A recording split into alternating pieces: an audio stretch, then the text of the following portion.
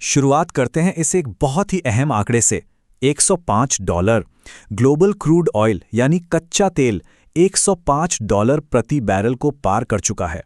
यह सिर्फ कोई आम नंबर नहीं है, बल्कि आज की आर्थिक उथल-पुथल को समझने का सबसे बड़ा और सीधा ट्रिगर पॉइंट है। तो इस पूरे सिलसिले की पहली कड़ी जुड़ी है ग्लोबल ट्रेड और टेक टेंशन से। अगर हम पिछले 25 सालों पर गौर करें तो अमेरिका और चीन का रिश्ता पूरी तरह से बदल चुका है। 2001 का साल याद आता है जब चाइना WTO में शामिल हुआ था और लगता था एक नया ग्लोबल इंटीग्रेशन शुरू हो रहा है। लेकिन 2018 में आए शुरुआती US टैरिफ से लेकर अब 2026 आते आते 10% के नए टैरिफ्स और चीन की तरफ से लगाए गए रेयर अर्थ एक्सपोर्ट कंट्रोल्स ने इस रिश्ते को एक बहुत बड़े टकराव में बदल कर रख दिया है। अब सवाल उठता है कि इस आक्रामक टकराव की वजह क्या है। मुख्य वजह दोनों देशों के बीच का ट्रेड असंतुलन है। 2024 के आंकड़े बताते हैं कि गुड्स यानी सामानों के व्यापार में US लगभग $202 बिलियन के भारी डेफिसिट में है, जबकि दूसरी तरफ सर्विसेज में $33 बिलियन का सरप्लस है। यही असंतुलन इनकी ट्रेड पॉलिसीज की असली जड़ है। और सबसे दिलचस्प बात यह है कि ये टक्कर अब सिर्फ आम व्यापार तक सीमित नहीं है। असली लड़ाई तो टेक्नोलॉजी की है। AI लीडरशिप और सेमीकंडक्टर चिप्स के मैदान में जबरदस्त जंग चल रही है। सबसे हैरानी वाली बात यह है कि चाइना दुनिया के रेयर अर्थ मिनरल्स प्रोडक्शन का 60% हिस्सा अकेले कंट्रोल करता है। ये वही मिनरल्स हैं जो हमारे मॉडर्न इलेक्ट्रॉनिक्स और डिफेंस सिस्टम्स की जान माने जाते हैं। अब इन ट्रेड टेंशन्स के ऊपर एक और बड़ा झटका जुड़ता है, ऑयल शॉक्स और आसमान छूती महंगाई का। मिडिल ईस्ट में चल रहे कॉन्फ्लिक्ट्स और स्ट्रेट ऑफ हॉर्मुज़ के ब्लॉकेड ने मामले को बेहद गंभीर बना दिया है। ऐसा इसलिए क्योंकि भारत के क्रूड ऑयल इंपोर्ट्स का एक बहुत बड़ा हिस्सा इन्हीं रास्तों से होकर गुजरता है। जब समुद्री रास्ते बंद होते हैं तो सीधी सी बात है, पूरी सप्लाई चेन बुरी तरह ठहर जाती है। इस रुकावट का नतीजा सीधा हमारे यहाँ की थोक महंगाई दर यानी अप्रैल की होलसेल इन्फ्लेशन पर दिखा। जनरल इन्फ्लेशन 8.3% तक पहुंच गई, लेकिन अगर इसके थोड़ा गहराई में जाएं तो पता चलेगा कि फ्यूल और पावर में 24.71% का उछाल आया। और सबसे डराने वाला आंकड़ा रहा क्रूड पेट्रोलियम का, जिसमें लगभग 88% का भयानक स्पाइक देखने को मिला। इस एनर्जी शॉक ने होलसेल मार्केट में ईंधन की कीमतों को आग लगा दी है। पेट्रोल इन्फ्लेशन 32.4% पर है, हाई स्पीड डीजल 25.19% बढ़ चुका है और कमर्शियल LPG में भी करीब 11% का उछाल है। हालांकि आम कंज्यूमर्स को इस अचानक आए झटके से बचाने के लिए सरकार ने अब तक रिटेल पंप प्राइसेस को नहीं बढ़ाया है, लेकिन होलसेल मार्केट इस दबे हुए महंगाई के प्रेशर को साफ झेल रहा है। ऐसी महंगाई को काबू में रखने की जिम्मेदारी सेंट्रल बैंक्स की होती है और यहीं से शुरू होता है फेडरल रिजर्व का रेट डिलेमा। अप्रैल 2026 में फेडरल रिजर्व ने एक अहम फैसला लेते हुए अपना benchmark interest rate target range 3.5 से 3.75% पर स्थिर रखा।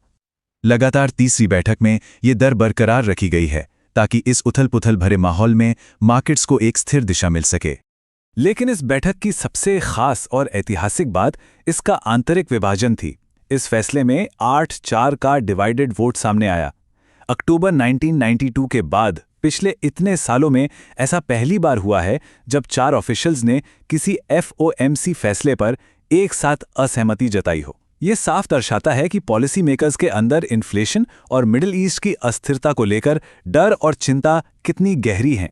इन सभी आर्थिक आंकड़ों और जियोपॉलिटिक्स के डर को फाइनेंशियल मार्केट्स आखिर मापते कैसे हैं, चलिए देखते हैं।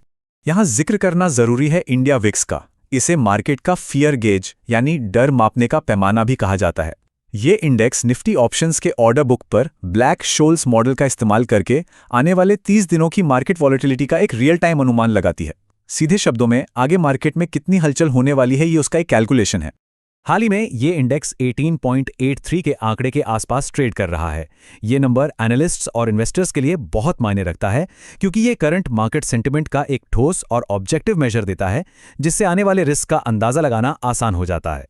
इसके 52 वीक रेंज को अगर देखें, जो 8.72 के लो से लेकर लगभग 29 के हाई तक जाता है, तो ये साफ है कि करंट लेवल अपने हाईएस्ट पीक पर तो नहीं है, लेकिन फिर भी ये लेवल क्लियरली बताता है कि पोर्टफोलियो का रिस्क मैनेज करने वाले ट्रेडर्स के बीच आज भी एक बड़ी सतर्कता बनी हुई है। तो एक तरफ अनसर्टेनिटी का माहौल है और दूसरी तरफ स्टॉक मार्केट्स हर डर को पीछे छोड़ते हुए आगे बढ़ रहे हैं। ये बहुत ही हैरान करने वाली बात है कि आसपास फैली हुई इन तमाम जियोपॉलिटिकल चिंताओं को दरकिनार करते हुए इंडियन इक्विटी बेंचमार्क्स ने हाल ही में एक जबरदस्त गैप अप ओपनिंग दिखाई। सेंसेक्स 450 से ज्यादा पॉइंट्स बढ़ा और निफ्टी 50 ने 23,550 का बड़ा आंकड़ा पार कर लिया। इस पूरी तेजी को लीड किया निफ्टी मेटल इंडेक्स ने, जिसमें 3.2% की बड़ी बढ़त देखी गई। टॉप मेटल स्टॉक्स के FY26 के रिटर्न्स इस कामयाबी की पूरी तस्वीर साफ कर देते हैं। एक तरफ वेदांता ने 62.7% का जबरदस्त रिटर्न और 34 रुपये का डिविडेंड दिया, वहीं दूसरी तरफ हिंदुस्तान जिंक ने 13.1% का रिटर्न और 21 रुपये का डिविडेंड जनता को दिया। ये साफ बताता है कि इन कंपनीज का कैश जनरेशन कितना मजबूत है। अगर इसे 500 शेयर्स के सिंपल उदाहरण से समझना हो तो वेदांता में 42.9% के स्टॉक रिटर्न और 34 रुपये के डिविडेंड को मिलाकर निवेशक की टोटल वैल्यू 1,40,050 रुपये हो गई। वहीं हिंदुस्तान जिंक में 8.5% के स्टॉक रिटर्न और 21 रुपये के डिविडेंड के साथ ये वैल्यू 2,61,550 रुपये तक पहुंच गई। ये नंबर्स अपने आप में किसी भी निवेशक के लिए बेहद शानदार टोटल रिटर्न है। अब सोचा जा सकता है कि मेटल सेक्टर आखिर इतनी तेजी में क्यों है। असल में ये मेटल जायंट्स ठीक उन्हीं चीज़ों से मुनाफा कमा रहे हैं जो बाकी दुनिया के लिए महंगाई का कारण बनी हुई हैं।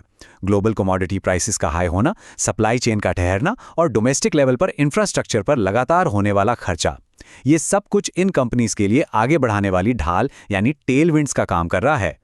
तो इस सब के बाद एक सबसे आखिरी और अहम सवाल बचता है, क्या स्टॉक मार्केट की ये कमाल की मजबूती आगे आने वाले लगातार जियोपॉलिटिकल प्रेशर्स के सामने टिक पाएगी?